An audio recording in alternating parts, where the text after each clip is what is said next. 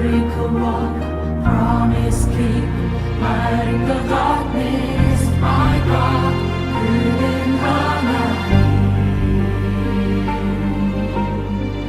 Waymaker, miracle walk, promise keep, light in the darkness, my God, 그는 하나님.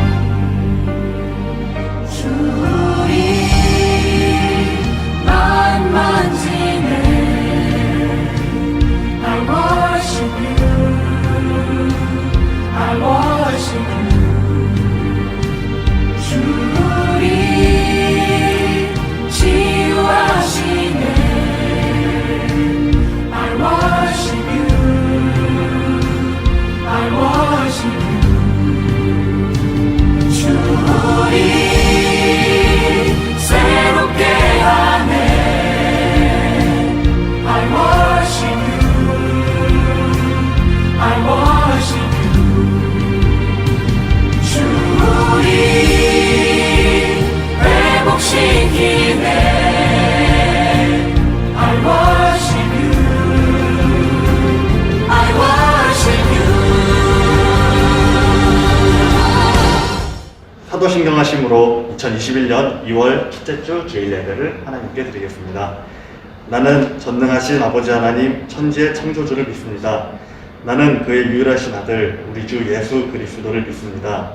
그는 성령으로 잉태되어 동정녀 마리아에게서 나시고 본디오 빌라도에게 고난을 받아 십자가에 못 박혀 죽으시고 장사된 지 사흘 만에 죽은 자 가운데서 다시 살아나셨으며 하늘에 오르시어 전능하신 아버지 하나님 우편에 앉아 계시다가 거기로부터 살아있는 자와 죽은 자를 심판하러 오십니다. 나는 성령을 믿으며 거룩한 공교회와 성도의 교제와 죄를 용서받는 것과 몸의 부활과 영생을 믿습니다. 아멘. 제가 기도 기도하겠습니다. 사랑이 많으신 아버지 하나님 감사합니다. 하나님께서 허락하신 주일을 맞아 하나님 앞에 예배하며 나옵니다. 주님, 우리의 예배 가운데 함께 해주시고 우리가 함께 모여서 예배드리진 못하지만 각자의 자리에서 한 마음으로 예배드림을 주님은 아시리라 믿습니다.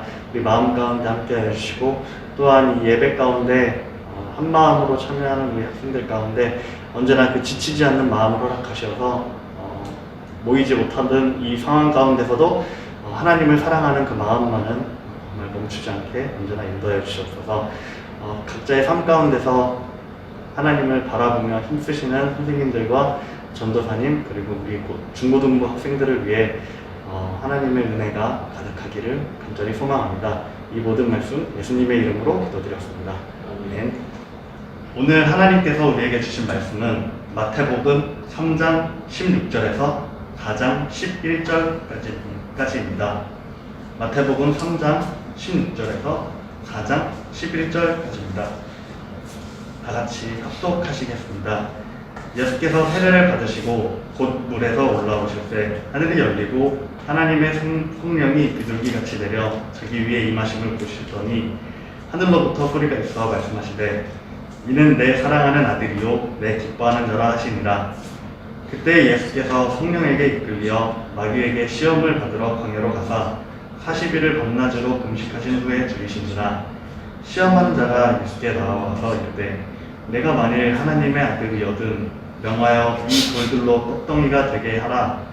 예수께서 대답하여 이르시되 기록되었으니 사람이 떡으로만 살 것이 아니요 하나님의 입으로부터 나오는 모든 말씀으로 살 것이라 하였느니라 하시니 이에 마귀가 예수를 거룩한 성으로 데려다가 성전 꼭대기에 세우고 이르되 내가 만일 하나님의 아들이거든 뛰어내리라. 기록되었으되 그가 너를 위하여 그의 사자들을 명하시리니 그들이 손으로 너를 받들어 발이 돌에 부딪히지 않게 하리로다 하였느니라. 예수께서 이르시되 또 기록되었으니 주 너의 하나님을 시험하지 말라 하였느니라 하시니 마귀가 또 그를 데리고 지극히 높은 산으로 가사 천하 만국과 그 영광을 보여 이르되 만일 내게 엎드려 경배하면 이 모든 것을 내게 주리라. 이에 예수께서 말씀하시되 사탄아 물러가라. 기록되었으되 주 너의 하나님께 경배하고 다만 그를 섬기라 하였느니라. 이에 마귀는 주를 떠나고 천사들이 나와서 수종되니라. 아멘. 전도사님께서 하나님의 말씀을 전하시겠습니다. 저는 오늘 본문을 시간적 순서에 따라 읽어가면서 존재냐 성과냐 라는 제목으로 말씀을 전하도록 하겠습니다. 오늘 우리가 읽은 마태복음 3장 17절은 예수님께서 공생애를 시작하시기 전 요단강에서 세례를 받으시는 장면을 묘사합니다.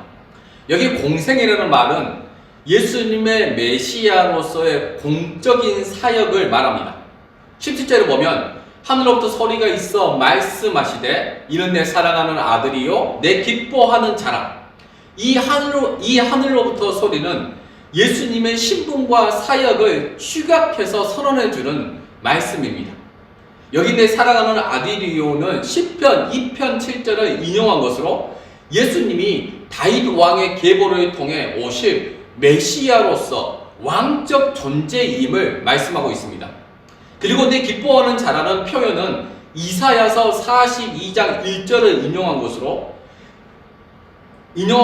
예수님의 가장 대표적인 사역인 고난받는 종으로서의 십자가 죽음을 예고하고 있는 말씀입니다. 이처럼 마태복음 3장 17절은 하나님에 의해 고난받는 종으로서의 왕적 존재임을 선언해주고 있습니다. 그리고 그 존재의 의미를 부여한 분은 온 우주 만물의 창조주이신 하나님이십니다. 그런데 이 말씀이 선포된 여러분 시점을 보면 예수님이 공생의 사역을 시작하시기 전 무명이었을 때 또는 세상에 전혀 알려지지 않았을 때 하늘로부터 부여된 존재에 대한 정체성이었다는 데에 핵심이 있습니다. 그리고 예수님에게 존재 본연의 가치가 부여된 이유 말씀이 오늘 우리가 읽은 마태복음 4장입니다. 이 4장은 예수님이 성령에 이끌리어 마귀에게 시험을 받으러 광야로 가는 장면과 그곳에서 마귀의 시험을 성경을 인용하여 물리치심으로 승리하시는 장면이 나옵니다. 여기서 중요한 것은 마귀가 예수님을 시험할 때 사용한 언어인데 3절에 보면 내가 만일 하나님의 아들이여든 6절에도 내가 만일 하나님의 아들이여든 그리고 세 번째 시험인 9절에도 만일 내가 엎드려 경배하면 이 세 유혹의 표현법이 다 만일이라는 조건절로 되어 있습니다. 만일 무엇을 하면 어떠한 결과가 일어날 것이고 그에 따른 보상이 너에게 주어질 것이다 라고 말하는 것입니다. 쉽게 말하면 너가 하나님의 아들이야? 그럼 증명해봐. 돌로 떡덩이가 되게 해봐. 이 섬 위에서 떨어져봐. 그러면 천사들이 너를 받쳐주겠지. 왜냐하면 너가 하나님의 아들이라면, 하나님의 아들이면, 그래서 내가 정말 하나님의 아들임을 증명하면 내가 너를 위대하게 만들어 줄게 라고 사단이 유혹하는 장면입니다. 만약 여러분이 예수님의 입장이었다면 어떻게 하실 것 같습니까? 증명하시겠습니까? 아니면 증명하지 않으시겠습니까? 저도 아마 고민을 좀 하지 않았을까 생각해 봅니다. 그런데 예수님의 반응은 자신이 하나님의 아들임을 증명하지 않으셨을 뿐만 아니라 말씀으로 마귀를 물리치셨습니다. 왜 그러셨을까요? 그것은 이미 마태복음 3장 17절에서 하나님으로부터 존재에 대한 증명을 받으셨기 때문입니다. 그렇기 때문에 다시 존재에 대한 증명을 받으실 필요가 없으신 거죠.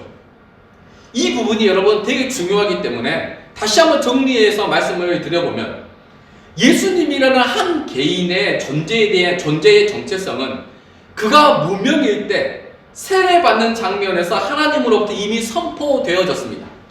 그것으로 예수님의 존재의 가치는 확정되어졌습니다. 그런데 그 후 마귀가 예수님을 시험했는데 시험의 내용이 너의 존재를 다시 입증하라는 것입니다. 이미 하나님으로부터 입증이 끝났는데 마귀는 다시 입증을 요구하면서 그 입증의 방식이 바로 너가 뭔가를 해서 원하는 결과가 나타난다면 그 입증이 가능하다는 식으로 유혹한 것입니다. 그런데 예수님은 이런 마귀의 유혹을 말씀으로 물리치시고 승리하심으로 본격적인 메시아로서의 공적 임무를 수행하는 것이 오늘 본문의 구조로 이렇게 되어져 있습니다. 그렇다면 여러분, 제가 여러분에게 질문을 하나 드리겠습니다. 만약 여러분이 작가라고 가정해 보십시오. 그래서 여러분이 예수님과 관련된 어떤 글을 쓴다면, 전기문을 쓴다면 글의 흐름의 순서를 오늘 본문처럼 쓰시겠습니까?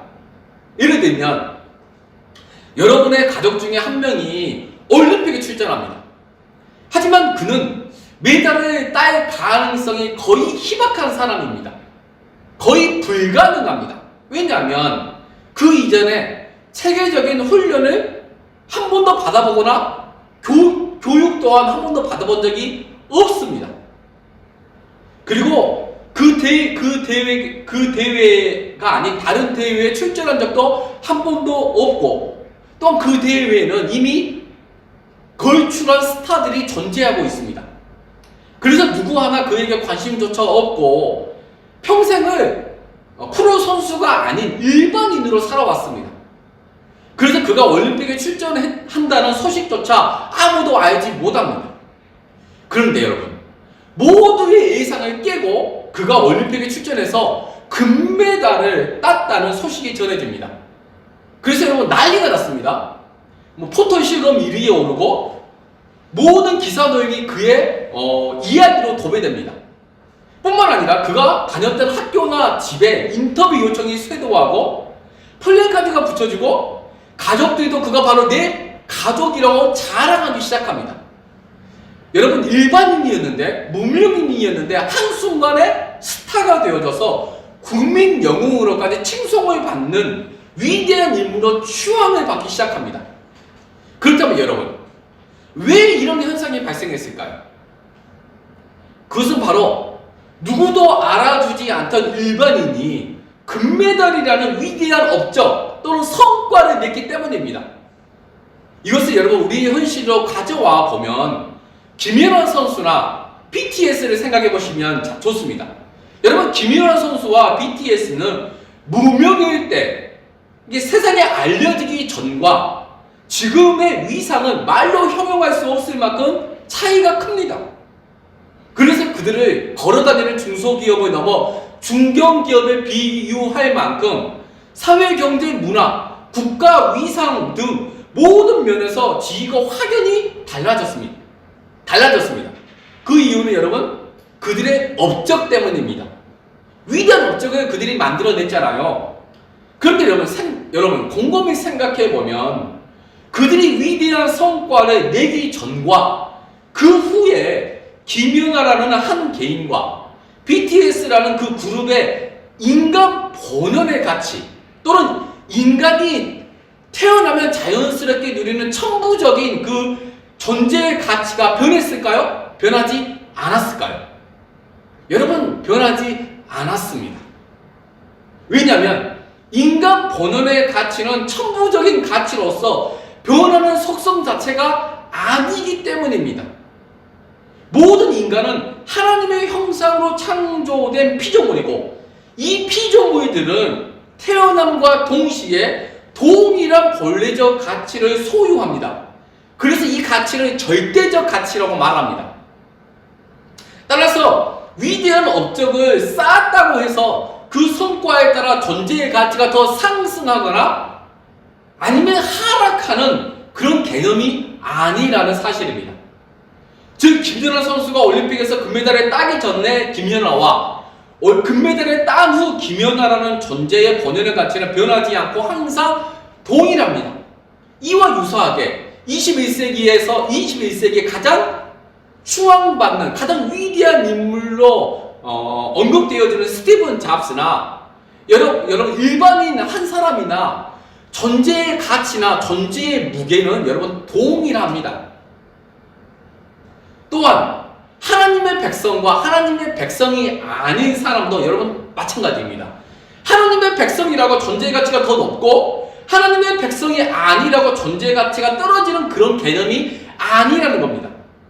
선인이든 악인이든 믿는 자든 믿지 않는 자든 90세 노인이든 10살 아이든 존재 가치는 언제나 동일하고 균등합니다.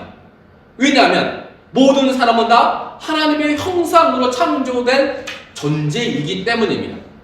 그런데 여러분, 마귀는 예수님을 시험한 것과 동일한 방법으로 하나님이 모든 인간에게 부여한 하나님의 형상으로서의 원초적 존재 가치를 뒤흔듭니다.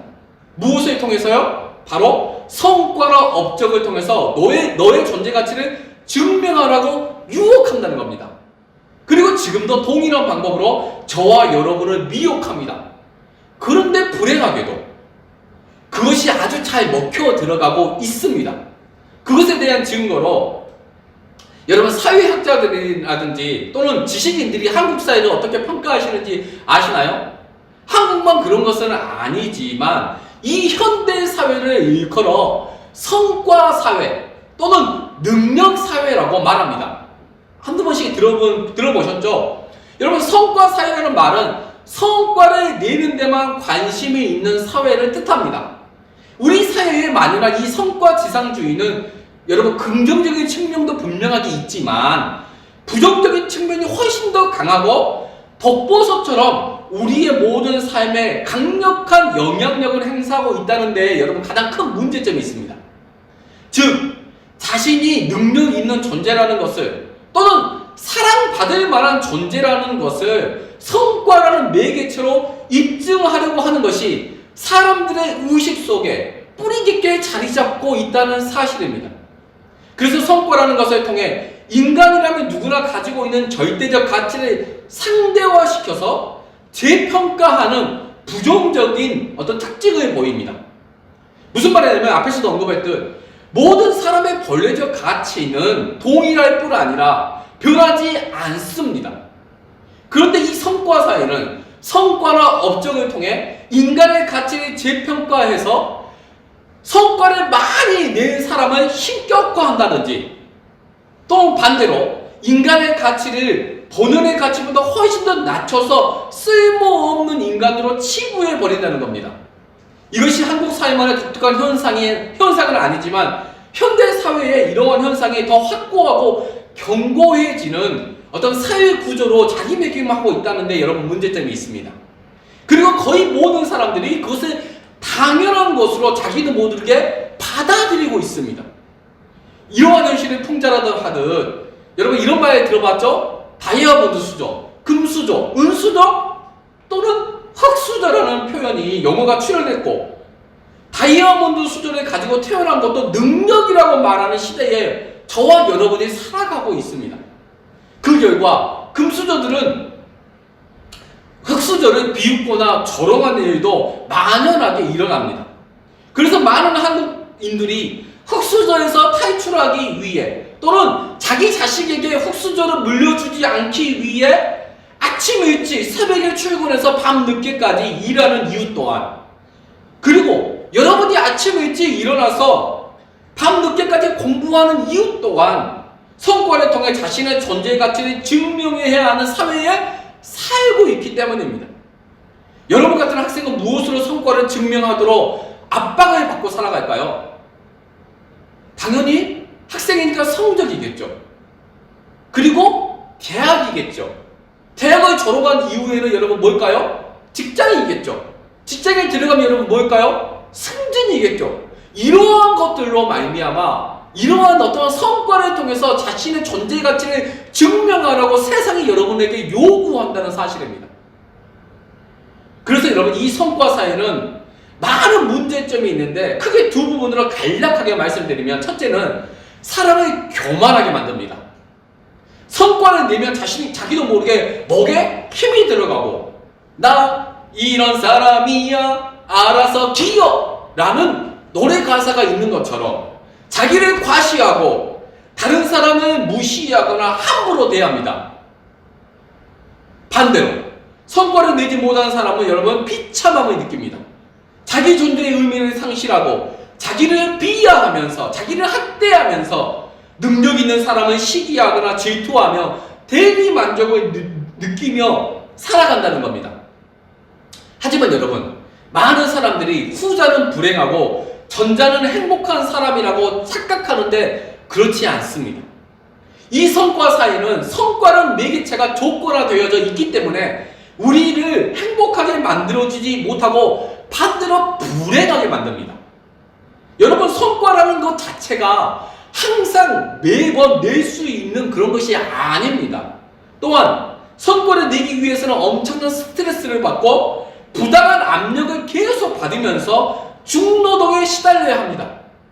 여러분은 공부하는데 스트레스를 받잖아요. 그리고 부모님이나 선생님, 그리고 친구들로부터 압박을 받잖아요. 그래서 공부라는 그 중노동을 매일 하잖아요. 여러분들 산 증인입니다. 뿐만 아니라 누구에게나 언젠가는 성과를 낼 수 없는 시기가 찾아온다는 사실입니다.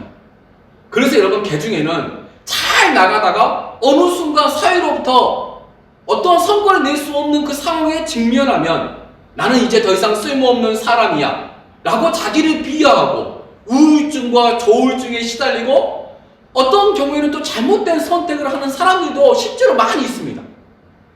여러분, 그래서 한병철 교수는 이런 사회를 피로 사회라고 정의했습니다. 매일 피곤합니다. 여러분, 그 TV에도 보면은 그 아버지가 회사에서 출근 안 하고 일요일에 뭘 합니까? 매일 소파에 누워서 잡니다. 왜 그럴까요? 피곤하니까 그런 겁니다. 그리고 여러분, 이 매일 피곤한 이유는 성과는 한 번만 내면 끝이 아니라 죽을 때까지 내야 하는 것이기 때문입니다. 성과를 안 되면 도태해야 된다고 생각해서 항상 어떻게 할까요? 불안해합니다. 심리적 어떤 압박을 받습니다. 그래서 사람들이 행복하지 않는 겁니다. 그래서 여러분, 사람들이 우울해하는 것입니다. 여러분, 대한민국 국민의 행복지수가 엄청 낮은 거 아시죠? 여러분, 우리나라가 세계 10위권 안에 들어있는 경제 대국입니다. 우리나라를 세계인들이 다 부러워합니다. 우리나라가 잘 먹고 잘 사는 나라가 여러분 극히 별로 없습니다. 엄청나게 잘 먹고 잘 사는 나라가 대한민국입니다. 그런데 행복지수는 저 밑바닥에 있습니다. 사람들이 행복해하지 않습니다. 그렇게 잘 먹고 잘 사는데도. 왜 그럴까요? 심리적인 압박이 있는 겁니다.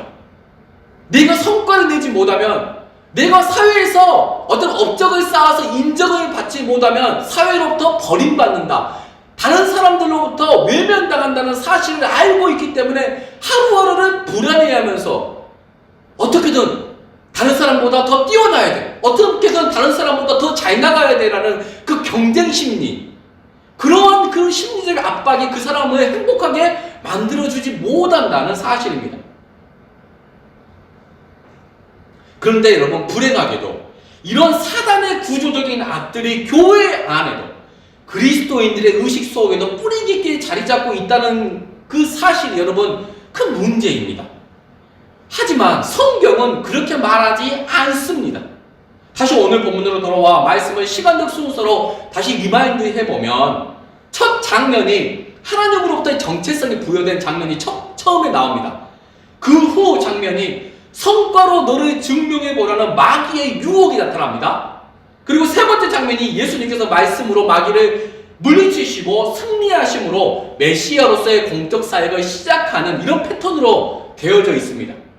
즉, 이 말씀은 예수님이 세상에서 어떤 위대한 업적이나 괄목할 만한 성과를 낸 것이 전혀 없는 상태에서 하나님으로부터 너는 왕으로서 십자가에서 사단의 세력을 멸함으로 승리하는 위대한 존재라는 그런 어떤 존재의 가치가 부여되어졌다는 사실입니다.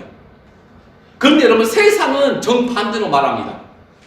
세상은 성과를 통해 너의 존재 가치를 증명하라고 말하는 반면 하나님은 먼저 존재의 가치를 부여해 주신 이후 너가 이 인생을 살아갈 때 성과를 내기 위해서 막 바둥바둥하면서 아둥바둥하면서 살지 말고 너답게 하나님이 너에게 부여한 정체성을 가지고 행복하게 너의 인생을 살라고 말씀한다는 사실입니다. 17절에 다시 보면 이는 내 사랑하는 아들이요 내 기뻐하는 자라. 여러분, 이 말씀을 예수님에게만 특별히 하신 말씀이라고 착각하시는 분이 있어요. 절대 그렇지 않습니다. 이 말씀은 하나님께서 저와 여러분 각자에게 하시는 말씀입니다. 누구누구야, 내가 너를 사랑한다. 내가 너를 정말 기뻐한다. 그렇게 말씀하신다는 겁니다. 한번 여러분 따라해 보시겠어요? 자기 이름을 넣어서, 정기야, 내가 너를 사랑한다. 너는 내 기뻐하는 자다. 라고 한번 여러분 따라해 보세요. 해보세요. 그런데 여러분, 이 말을 듣거나 따라해 보면 여러분 감동이 되시나요? 맞아.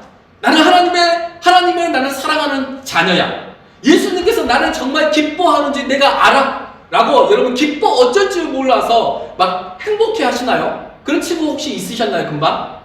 아마도 별로 없을 것 같습니다. 왜냐하면 저와 여러분 모두가 이미 이 세상의 소리, 너의 업적을 통해 너를 증명하라는 이 세상의 소리에 너무 익숙해져 있기 때문입니다. 며칠 전에 제가 우연하게 요즘 육아 금쪽 같은 내 새끼라는 TV 프로그램을 보았습니다. 우리 아이가 달라졌어요.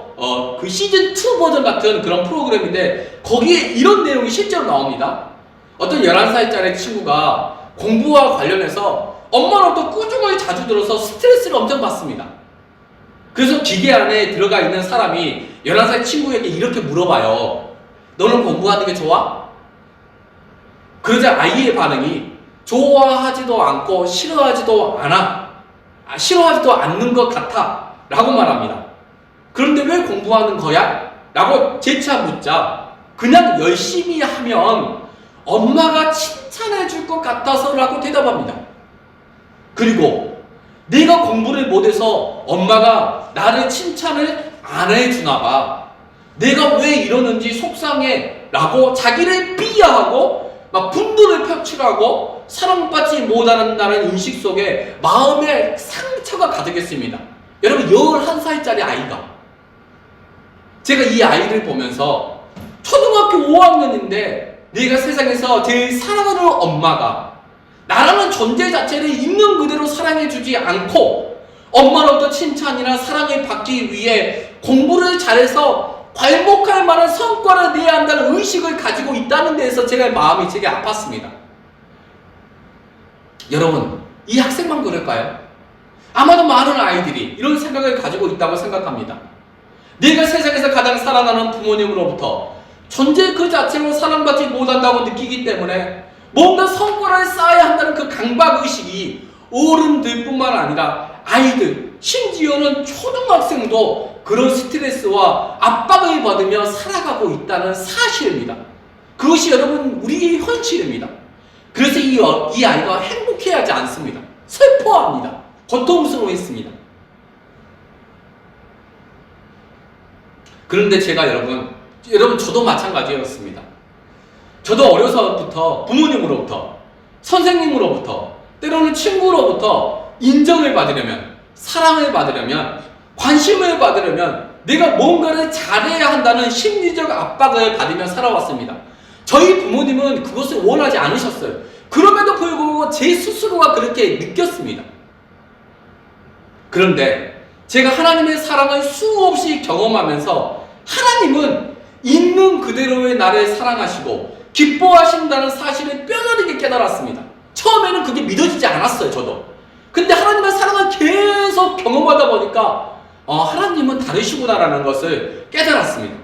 내가 뭔가를 잘하고 또는 교회에서 봉사를 하거나 선교를 하거나 예배를 잘 드린다고 해서 하나님이 나를 더 사랑하시고, 반대로 내가 그것을 안 한다고 해서 나를 덜 사랑하지 않는다는 사실입니다.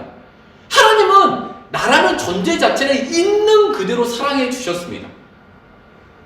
하나님은 여러분도 마찬가지입니다. 하나님은 우리가 성과나 업적을 쌓기 전에 예수님에게 너는 내 사랑하는 아들이요 내 기뻐하는 자라고 말씀하셨던 것처럼 존재 그 자체로 이미 여러분을 사랑하시고 기뻐하시는 분이시라는 사실 여러분 꼭 기억하시고 마음에 새기시길 바랍니다. 그런데 여러분 마귀는 계속 우리를 속입니다. 그리고 앞으로도 속일 것입니다. 예수님에게 그랬던 것처럼 너가 가치 있는 존재라는 것을, 사랑받을 만한 존재라는 것을, 기뻐할 만한 존재라는 것을 증명해 바라고 여러분을 미혹할 것입니다. 여러분 그때 이 세상의 소리를 듣지 말고 마귀에게 속지 마십시오. 저와 여러분의 가치는 우리가 태어나기 전부터 하나님으로부터 이미 확정되어졌습니다. 그것은 절대적 가치입니다. 변하지 않습니다. 왜냐하면 우리는 하나님의 형상으로 창조된 하나님의 백성들이기 때문입니다. 뿐만 아니라 그것을 의심하는 사람들에게 다시 한번 그 사랑을 확실하게 보여주셨습니다. 로마서 5장 8절에 보면 우리가 아직 죄인 되었을 때 그리스도께서 우리를 위하여 죽으심으로 하나님께서 우리에 대한 자기의 사랑을 확증하셨느니라. 여러분, 이 말씀이 되게 중요합니다. 하나님께서 우리를 의인이었을 때, 우리가 위대한 업적이나 성과를 쌓았을 때 사랑한 것이 아니라 죄인이었을 때, 우리가 하나님을 대적하고 하나님께 반항할 때 우리를 사랑하셔서 우리를 위하여 당신의 하나뿐인 독생자 예수 그리스도를 십자가에 죽이시기까지 저와 여러분을 사랑하셨다고 분명하게 말씀합니다. 여러분, 하나님은 여러분을 존재 그 자체로 사랑하십니다. 여러분이 아무것도 하지 않아도, 여러분이 세상에서 실패할지라도, 다른 사람이 인정해주지 않고 사랑해주지 않아도, 심지어는 여러분이 하나님 앞에 죄를 짓고 하나님을 대적하는 행위를 할지라도 하나님은 여전히 여러분을 사랑하시고 존재 그 자체로 기뻐하신다는 사실입니다. 왜냐하면 여러분 한 사람 한 사람은 세상 무엇과도 비교할 수 없는 하나님의 사랑스러운 아들이자 기뻐하는 딸이기 때문입니다. 이제 스바냐서 3장 17절 말씀을 읽고 설교를 마치겠습니다. 여기에 여러분을 향한 하나님의 사랑의 고백이 담겨 있습니다. 너희 하나님 여호와가 너의 가운데 계시니 그는 구원을 베푸실 전능자이시라. 그가 너로 말미암아 기쁨을 이기지 못하시며 너를 잠잠히 사랑하시며 너로 말미암아 즐거이 부르며 기뻐하시리라. 아멘. 기도하겠습니다. 하나님 아버지, 감사합니다. 오늘도 하나님의 백성들을 하나님 앞으로 불러주시고 하나님 앞에서 아버지 예배할 수 있게 하여 주심을 감사합니다.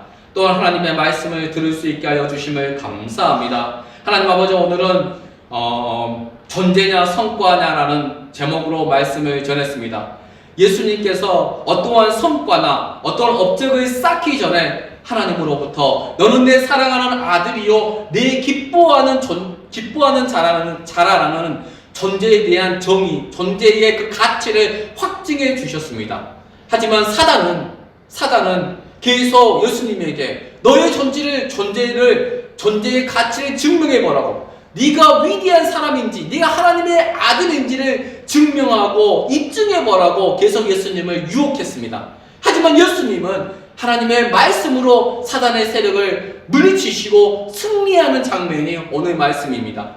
하나님 아버지, 이 말씀이 우리의 삶 가운데도, 이 세상 가운데서도 동일하게 적용됩니다. 하나님 아버지, 이 세상은 사람들이 말하기를 성과 사회라고 말하고 능력 사회라고 말합니다. 성과를 통해서 너가 사랑받을 만한 존재라는 것을, 너가 기뻐할 만한 존재라는 것을 증명하라고 세상은 계속 우리를 압박합니다. 그래서 하나님, 많은 사람들이 피곤해합니다. 많은 사람들이 행복해하지 못합니다. 많은 사람들이 하나님 지쳐서 괴로워합니다. 그러나 하나님은 우리가 성과를 내기 전에, 우리가 어떤 업적을 쌓기 전에 이미 너는 내 사랑하는 아들이요 내 기뻐하는 자라고 우리 한 사람 한 사람에게 말씀하셨습니다.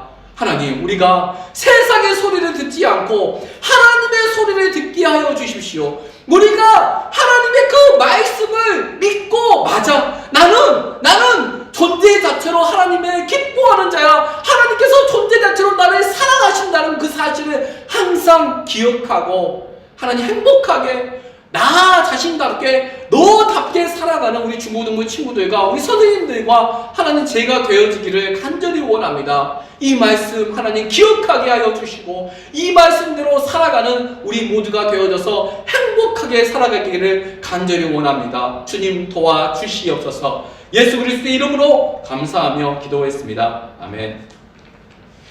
이 시간에는 여러분 봉헌하시겠습니다. 다 같이 봉헌 찬양하시겠습니다.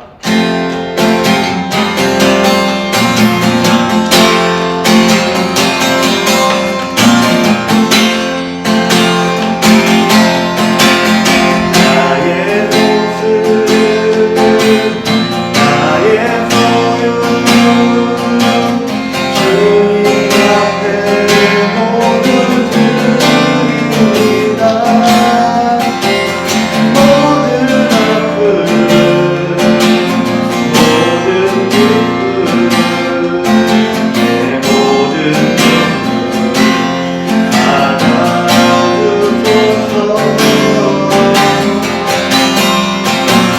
나의 생명을 드리니 주 영광 위하여 사용하옵소서. 내가 사는 날 동안 주를 찬양하며 기쁨의 회문을 내리 나를 받아주소서. 기도하겠습니다. 하나님 아버지 감사합니다. 오늘도 하나님 아버지 앞에 귀한 물질을 아버지 드렸습니다. 하나님 이 물질이 하나님의 영광을 위하여 쓰여지기를 원합니다. 아버지 이 물질이 이 땅에 많은 힘들고 어렵고 고통당하고 슬퍼하는 사람들에게 작은 위로와 또한 따뜻한 어떠한 사랑으로 전해지기를 원합니다. 하나님 이 물질이 쓰이는 곳마다 하나님의 영광이 나타나게 하여 주시고 또한 이 물질이 흘러가는 곳마다 생명이 소생하는 놀라운 역사가 나타나게 하여 주시옵소서. 아버지 이 물질을 드린 우리 중고등부 친구들과 또 아버지 이 물질을 또한 용돈으로 주신 부모님들의 사업터와 건강과 직장을 주님께서 축복하여 주시고 부모님들과 우리 중고등부 친구들과 그 가정에 날마다 하나님의 축복과 하나님의 기쁨과 하나님의 은혜가 넘치는 아버지 그러한 가정 아버지 또한 그러한 사업터 일터 또한 삶이 되어질 수 있도록 도와주시옵소서. 예수 그리스도의 이름으로 감사하며 기도했습니다. 아멘. 주기도문 하심으로 예배를 마치도록 하겠습니다. 하늘에 계신 우리의 아버지의 이름을 거룩하게 하시며 아버지의 나라가 오게 하시며 아버지의 뜻이 하늘에서와 같이 땅에서도 이루어지게 하소서. 오늘 우리에게 노아의 양식을 주시고 우리가 우리에게 잘못한 사람을 용서하여 준 것 같이 우리 죄를 용서하여 주시고 우리를 시험에 빠지지 않게 하시고 악에서 구하소서. 나라와 권능과 영광이 영원히 아버지의 것입니다. 아멘. 여러분 광고 하나만 할게요. 여러분 돌아오는 주가 무슨 주인가요? 네, 명절이죠. 설입니다. 여러분 설 즐거운 시간 다들 보내셨으면 좋겠고 또 맛있는 것도 많이 먹고 가족들 어디를 많이 가지를 못할지라도 여러분 마음만은 기쁨이 넘쳐나고 행복한 그런 명절이었으면 좋겠습니다. 그리고 여러분 21일부터 다다음 주부터 대면 예배가 시작된다고 합니다. 특별한 일이 없다면 대면 예배가 시작될 텐데 21일부터 여러분 교회에 나와서 예배하시고 싶으신 분들은 자연스럽게 교회에 나와서 예배하면 됩니다. 혹시라도 변동사항이 있으면 다시 나중에 공지하도록 하겠습니다. 그러면 행복한 한 주 되세요. 안녕.